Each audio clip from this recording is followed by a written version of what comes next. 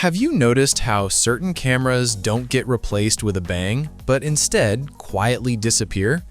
Because that's exactly what's happening with the Fujifilm XS30 right now. Region by region, it's being pulled from shelves, and if you've followed camera launches long enough, you know that's never random.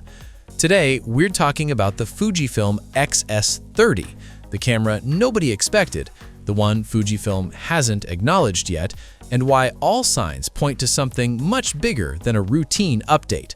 Stick around, because this might be the most important mid-range hybrid Fujifilm has ever built.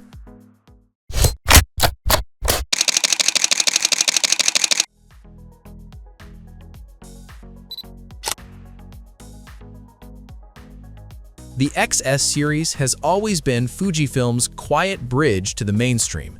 It's the lineup designed for creators who want Fujifilm color science without memorizing a dozen retro dials or menu quirks. And right now, that strategy matters more than ever. Sony and Canon dominate the hybrid conversation, but Fujifilm has been closing the gap with smarter ergonomics and increasingly serious video features.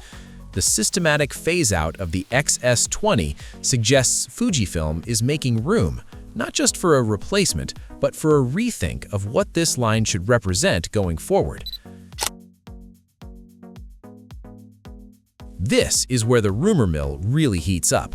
One camp believes the XS30 will inherit Fujifilm's 40-megapixel X-Trans CMOS 5 sensor, delivering jaw-dropping detail in an APS-C body.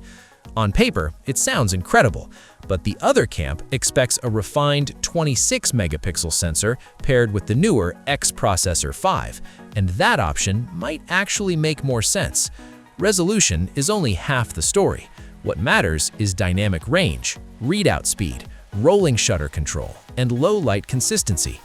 A smarter 26-megapixel implementation could deliver faster performance and cleaner results where it actually counts, especially for hybrid shooters who care just as much about motion as stills. You know what's funny? Fujifilm's image quality has been praised for years, yet the same autofocus jokes keep showing up everywhere. That might finally be about to change.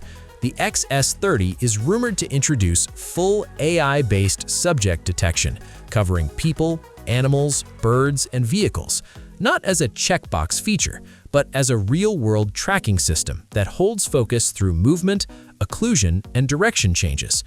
If this is even close to what's being reported, it rewrites the narrative around Fujifilm autofocus entirely.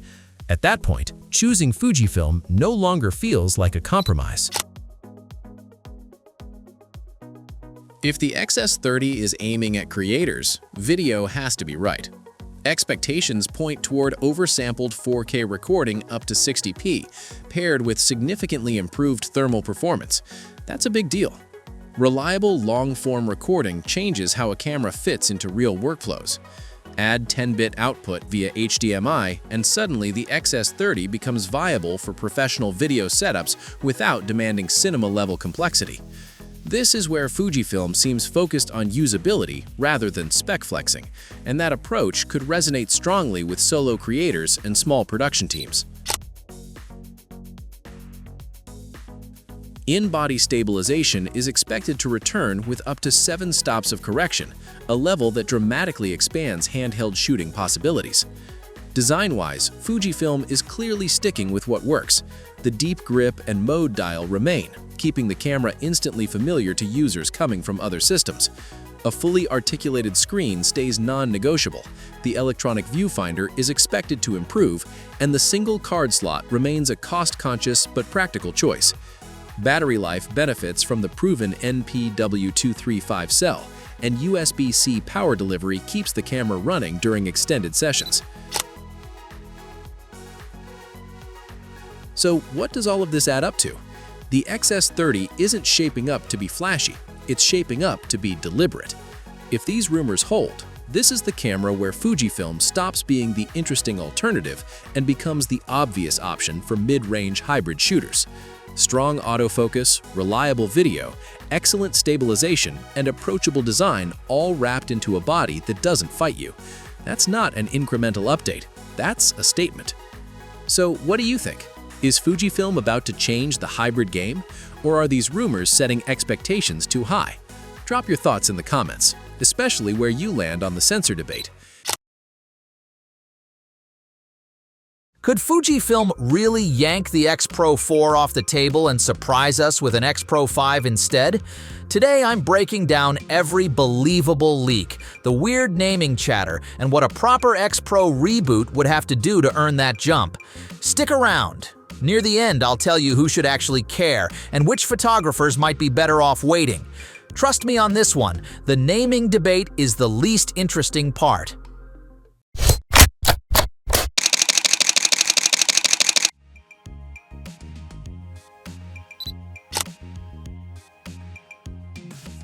So, what do we know? Rumors from multiple corners point to Fujifilm rethinking the whole sequence.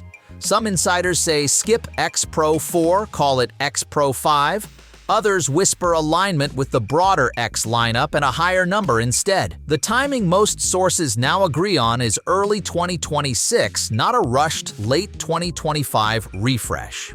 That tells you Fujifilm isn't doing a cosmetic tweak. They're clearly pacing this as a substantial evolution, and the delayed window makes sense if they're integrating major hardware changes rather than milking a small spec bump. Here's where the leaks get juicy. Multiple reports suggest a next-generation X-Trans sensor, possibly a 40-megapixel class chip adapted from Fuji's higher-end bodies, paired with a faster processor for much better readout speeds and dynamic range. That alone would modernize the XPro for high-resolution shooters. But the real game-changer would be IBIS. For years, XPro fans begged for in body stabilization. Squeezing IBIS into a rangefinder-styled body is an engineering headache. But if Fuji pulls it off without hollowing out the design, this camera becomes useful in low light and with longer lenses in a way earlier XPros never were. You know what's funny? The hybrid viewfinder is the XPro's personality. Leaks hint at iterative, not radical, updates, faster EVF refresh, improved parallax correction in OVF mode, and silkier transitions between optical and electronic views. Expect a sturdier magnesium chassis, improved weather sealing, USB-C power delivery, and refined ergonomics. Maybe a slightly different grip or button layout. The trick is modernizing the internals while keeping the tactile, distraction-free shooting experience that made the series beloved. Here's where the debate gets juicy.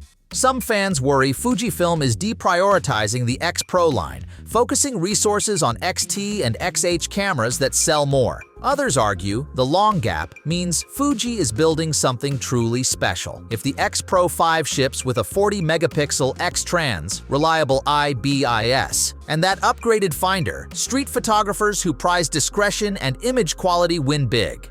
Documentary shooters who need a discreet tool with modern stabilization also benefit. Purists who buy XPro for its ritual might be cautious. Too much modernizing risks diluting the series' identity. Short version. The signs point to a deliberate major update, not a small refresh.